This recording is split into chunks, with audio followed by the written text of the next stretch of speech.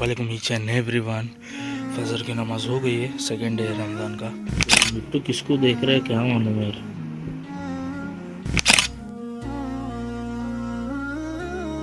चांद और सूरज पर भी अल्लाह का हुक्म चलता है, और जब अल्लाह बंदों से नाराज होता है तो इसका असर चांद और सूरज पर दिखा है।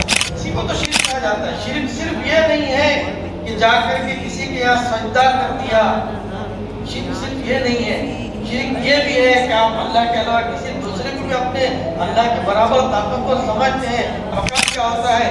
अल्लाह के नबी ने फरमाया, खुदा की कसम माँ का ये मकाम है कि मैं नमाज पढ़ूं और मेरी माँ मुझे कहे मोहम्मद ऐना मोहम्मद, तो मैं नमाज पढ़ के आऊँ तो अम्मी क्या है, क्या बात है अम्मी, ये मकाम होता है। मैं नमाज पढ़ के आऊँ, मेरी माँ को पूछा अम्मी क्या बात हुई, क्या हुआ, समझा नहीं माँ बाप।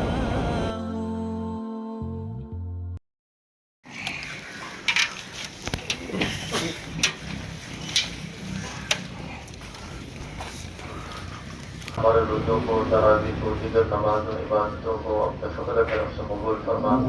या अल्लाह हम सबों के, हमारे घरों में रहने वाले तमाम लोगों की मग़फ़िरत फरमा, हमारे रिश्तेदारों की, अहले ख़ानदान की मग़फ़िरत फरमा। या अल्लाह वसाअ रिज़्क़ अता फरमा, रोज़ी रोटी के अंदर बरकत अता फरमा। जो परेशान हाल मौला उनकी परेशानी को दूर फरमा। जो कि सल्लल्लाहु अलैहि नबी करीम व अला आलिहि व अस्हाबिहि अजमईन बिरहमतिक या अस्सलाम वालेकुम ईच एंड एवरीवन। फजर की नमाज हो गई है, सेकेंड डे रमज़ान का। अभी घर पे देखो सूरज भी निकलने को आ रहा है। चलते हैं अभी डायरेक्टली घर पे। यहाँ पे अंधेरा है, यहाँ से सूरज आएगा एंड आपका भाई घर पे जाएगा। थोड़ी देर सो कर, मतलब वीडियो एडिट करके सो के फिर बाद में से उठूँगा वापस से फिर से। So let's go.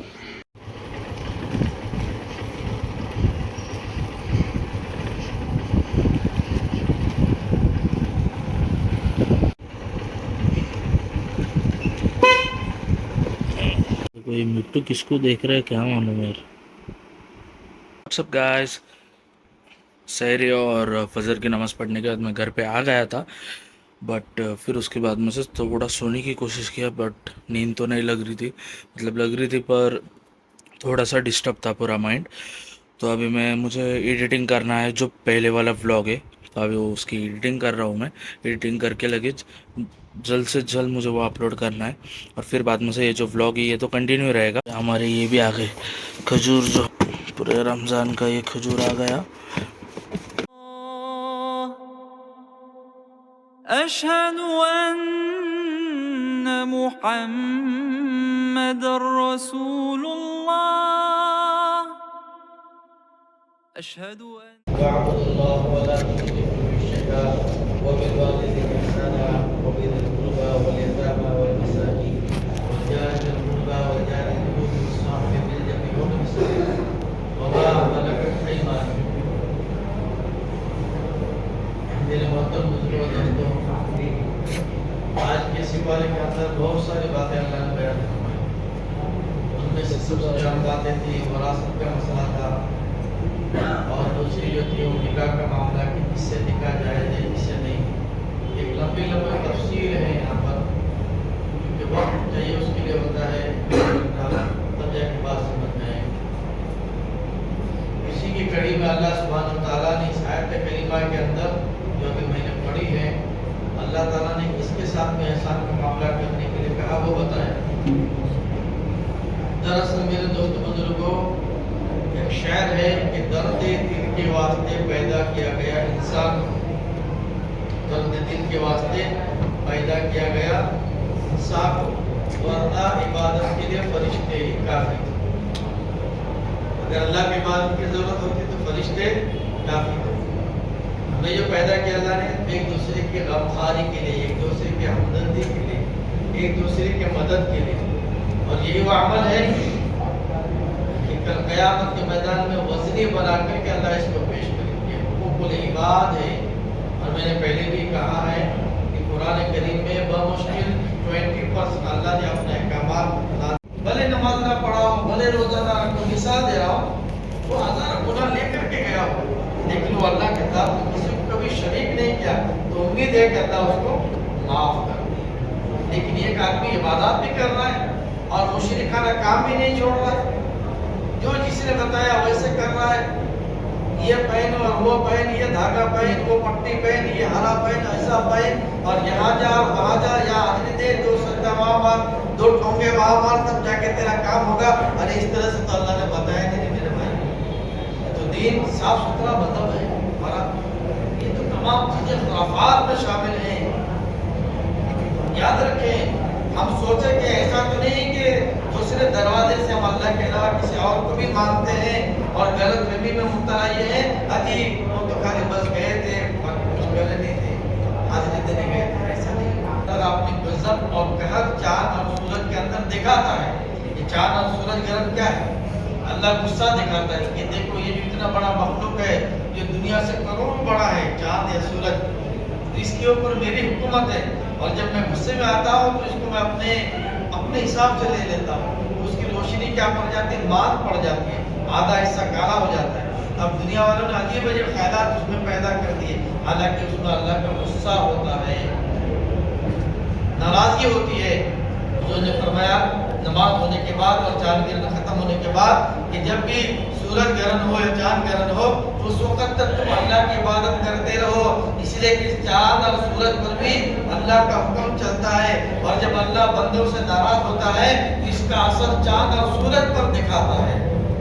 اسی کو تو شرک کہا جاتا ہے۔ شرک صرف یہ نہیں ہے کہ جا کر کے کسی کے یہاں سجدہ کر دیا، شرک صرف یہ نہیں ہے، شرک یہ بھی ہے کہ آپ اللہ کے علاوہ کسی دوسرے کو بھی اپنے اللہ کے برابر طاقت کو سمجھتے ہیں، جب بھی ایک حاملہ عورت کو کھڑا کر کے رکھتے ہیں جب تک سورج گرہن ختم نہ ہو جائے، یہ جہالت بھی ہے، شرک بھی ہے۔ میرے دوستو جھانکے اپنے اندر، کہیں ایسا تو نہیں کہ ہماری زندگی میں شرک شامل ہے اور کل اللہ ہماری مغفرت نہ کرے، ہماری مغفرت روک دے، تو اپنی زندگی میں جا کے پوچھو ماں باپ کیا ہوتا ہے۔ اللہ کے نبی فرماتے میں نے میرے ابا کو تو دیکھا نہیں، اور ماں 4 سال 6 سال کی عمر میں تھے، ماں کا انتقال ہوا تو جو صحابی رضی اللہ تعالیٰ عنہ ساتھ میں تھے صحابیہ، ان کو ایسا لپیٹ کر کے رونے لگی۔ جب آپ کی امی کا انتقال ہوا تھا مدینے کے راستے میں مقام ابوا پر، وہاں بخار آیا تھا تیز بی بی آمنہ کو، اور اسی میں انتقال کر گئی، تو اللہ کے نبی اس صحابیہ سے لپیٹ کے رونے لگے، بلک بلک کر کے کہ میں نے باپ کو دیکھا ہی نہیں، اور ایک ماں میری سہارا تھی، یا اللہ تو نے میری ماں کو بھی لے لیا۔ وہ صحابیہ کہتے ہیں کہ نبی کے رونا دیکھ کر میرا بھی دل پسند، واقعی میں ماں کا مقام کیا ہوتا ہے۔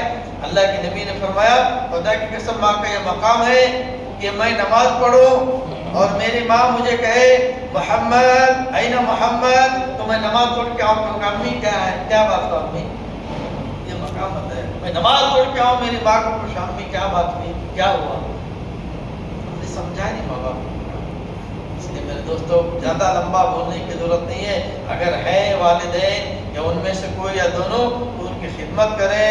ہم بڑے نہیں ہیں، بھلے ہمارے داڑھی سفید ہو جائے لیکن ہم ماں باپ سے چھوٹے ہی ہیں، ہمارا مقام ان سے چھوٹا ہے۔ اگر ہیں تو ان کی خدمت کریں، اور نہیں ہیں تو ان کے لیے دعائیں مغفرت کریں۔ وَاعْبُدُوا اللَّهَ وَلَا تُشْرِكُوا بِهِ شَيْئًا وَبِالْوَالِدَيْنِ إِحْسَانًا۔ رشتہ داروں کے ساتھ احسان کا معاملہ کرنا ہے تو رشتہ داری بہت دور ہو گئی۔ یہ موبائلوں کے زمانوں نے رشتوں کو بے بہرا کر دیا، دور کر دیا، صرف موبائل تک ہی محدود رکھ دیا۔ ایک زمانے میں باپ جاتے تھے بیٹی کے گھر میں 2 دن 3 دن رہ کر کے آتے تھے، اور آج زمانہ سب ختم، بس موبائل پہ فون پہ بات ہوئی، بس کام چل گیا۔ ایک زمانہ تھا کہ نوجوان طبقہ پھوپھی کے گھر، خالہ کے گھر، نانے کے گھر کئی دن جا کر کے آتے تھے، رہ کے آتے تھے، ہم سب بچپنا گزارے ہیں، لیکن آج سب ختم۔ ایک زمانہ تھا کہ بھائی بہن کے یہاں جاتے تھے اور رہ کر کے آتے تھے 2-4 دن، سب آج ختم۔ آج تو یہ رشتہ داری کی گت آ گئی ہے کہ پہلے فون کر دیا جاتا ہے، دیکھو میں ابھی آؤں گا 2 بجے ظہر کا کھانا کھاؤں گا بھلا تمہارے گھر میں، پھر کھانا کھایا ہاتھ پوچھا کے واپس نکل گیا۔ اتنی مقصد رہ گئی ہے۔ حالانکہ میرے دوستوں رشتہ داری تو اصل چیز ہوتی ہے نا، انسانوں میں جو طاقت پیدا کرتا ہے، آپس میں جو جوڑ اور محبت پیدا کرتا ہے وہ رشتے ہی ہوتے ہیں۔ اس لیے اللہ کے نبی نے فرمایا جو رشتوں کو توڑتا ہے اللہ کی اس پر لعنت ہوتی ہے۔ جو رشتوں کو جوڑے اللہ اسے قیامت کے میدان میں جوڑے گا، اللہ اسے راضی ہوگا، اور جو رشتوں کو توڑے اللہ اسے توڑ دے گا اور اللہ کی اس پر لعنت برس دے گی۔ اس لیے میرے دوستو رشتہ داری کے ساتھ حسن سلوک کا معاملہ کریں، اچھا سے پیش آئیں، کچھ اگر ہو گئے ہوں تو آپس میں بیٹھ کے مسئلوں کو حل کر لیں۔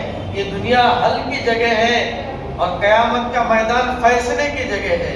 یہاں حل کر لیجئے, وہاں ہمارے لیے صرف فیصلہ ہوگا, وہاں حل نہیں کہ ہاں ٹھیک ہے تم نے لڑے تھے, یہ لڑے تھے, چلو جاؤ کوئی مسئلہ تمہارا حل کر دیا, اب آئندہ مت کرنا ایسا. وہاں ایسا نہیں ہے, وہاں تو ڈائریکٹ مالک کی دین ہے, فیصلے کی جگہ ہے وہاں پر. اس لیے میرے دوستوں آج حل کی جگہ ہے.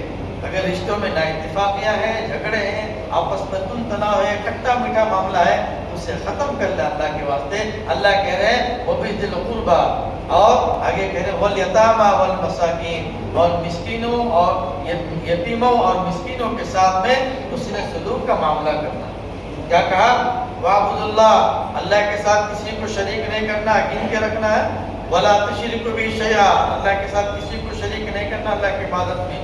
وَبِالْوَالِدَيْنِ إِحْسَانًا, والدین کے ساتھ احسان کا معاملہ کرنا.